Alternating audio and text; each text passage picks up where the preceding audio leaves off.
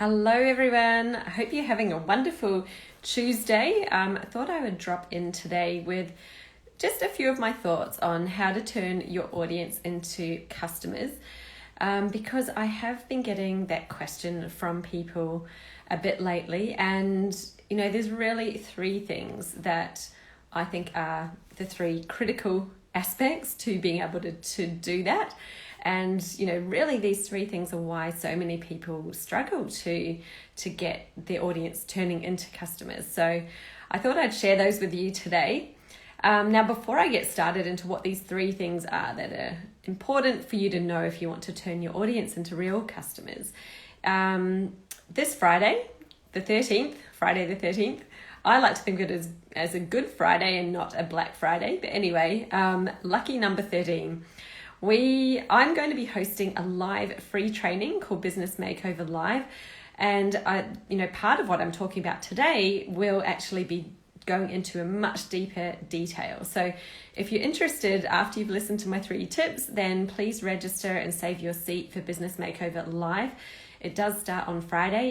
You can find the link in my bio or on my website. It's right there. It's a free training, so you're more than welcome to join me. Now, the 3 things that turn your audience into customers. Number 1, obviously most important, you're probably not going to be surprised when you hear me say this, especially if you've followed me for a while, but it's all about who's actually in your audience. Who are those people, and are they the ones that you should have in there? Like, have you done the work in understanding who your audience should be, that are then the right people to be joining you in your programs, offers, services, whatever it is that you sell? Because there's a big difference in building a big audience full of people who might be liking your posts and commenting and saying, wow, that's amazing, and people who are actually ready to buy from you. There's a difference. I think a lot of people look for the numbers in an audience. So I want lots and lots of people in there, and then wonder why, well, if I have that many people in the audience, why aren't they all buying? It's because it's not about the numbers. That doesn't mean it's a quality audience. The quality means that you are really clear on, who you are and who you're there to serve. And that then, leading into point number 2, the messaging that you have is delivering. Now, there's a big difference between copy and messaging, or words or storytelling and messaging. So messaging, and I wrote this down just so I didn't miss out a piece, but I believe this is messaging is something that provides value while also creating demand for your service, and it also eliminates objections to buying. So that's what messaging is. It really has 3 critical elements in messaging. Now, copywriting can be wonderful, but it doesn't need to have all 3 of those. There's great copy on lots and lots of things. That doesn't mean that it's creating demand for your offer. It doesn't mean that it's driving people towards you and getting them ready to buy, eliminating objections. Often there might be someone who's sitting there thinking, well, that sounds great and it's definitely relevant for me, but their objections is something that's really holding them back and stops them from taking action. We have lots of objections. It's our brain tries to keep us safe. And part of that is it'll come up with reasons why you shouldn't do something. It'll look for the risk. We are, We are wired to look for risk as humans. So it's only natural that people do. And that's the first thing they're thinking straight away is, oh, but, I'm not ready for this yet. Or I don't know if this is really for me. Or, I can't afford it right now. Or I don't have time for this. If you're not addressing those objections in your messaging, then you're not helping those people get to a place where they can actually take action on the thing that's going to help them. So it's so important to be thinking about all of these aspects in your messaging, and messaging being at that much deeper level than copywriting. The third thing that helps turn your audience into customers is making it easy. Now, that might sound funny, but make it easy for someone to buy from you. Really have a look at what your processes are with your business. How easy is it for them to make contact with you? How easy is it for them to sign up with you? Now I have an experience where I was a customer or potential customer of somebody, we're having a chat on the DMs. It's not normally how I would want to be selling because it's very time intensive, but she reached out and said, well, are you interested? And I was saying, yes, I'm interested in learning more. And then she said, well, what would be a good time for you to have a chat? And so she gave it back on me to come back and to go back and forward with her, let's find a time to connect. And as soon as that happened, my interest just dropped. Like, yeah, sure, I'm interested in having a chat. But if she was able to send me to a calendar booking link straight away where I could book in a time that suited me, she probably would have got me booking in because, I am interested, I was interested. But when it became too hard basket, I'm a busy mum, I'm running a business, I've got kids, there's all sorts of stuff going on. And if you can't make it easy for me in that instant to take the action I need to take, then you kind of lost me, and so far I have not booked in that call with that person. So that's just an example of that wasn't easy for me. I didn't want to go back and forward on the DMs and talk about when I'm available and blah, blah, blah, blah, blah.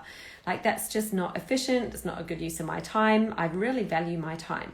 So I like it when other people also value my time and make it easy. Let me self-serve. Let me do the actions without it having to be manual. You can also think about other steps in the process where, are you really making it easy for people? How many hoops do they have to jump through in order to sign up with you? And something I see really commonly happen, having too many steps in the process before someone has actually signed up. How many things are you asking them to fill in or complete? Is there a long form with lots of information before they've even got to the point where they've paid? Anything that you're doing like that can really detract from the number of people who will continue through and sign up. So, I think this is certainly something a lot of people aren't thinking about. They're thinking, well, it must be my pricing. It must be, maybe it's my branding. I must need to do better design or more content or all of these things. Actually, no, it can be as simple as it's not easy, and they've lost the will to live in the process. That happens certainly as we're all, so time stretched and time poor these days.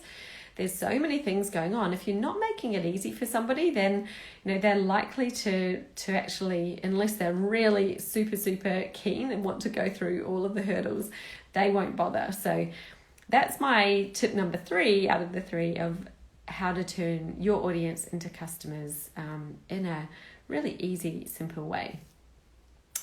So if you've enjoyed those tips, thank you so much for joining me today in the stories, and I'm looking forward to checking in with you next time. Of course, I mentioned earlier that I'm running a free live training. It starts on Friday, and I've already opened up access into my special private group, Facebook group, where I'm going to be hosting the training in there. So, if you want to get access to it, you do need to register. You need to reserve your spot, get on the list. And the topic of the training is discover the easier way to attract better clients.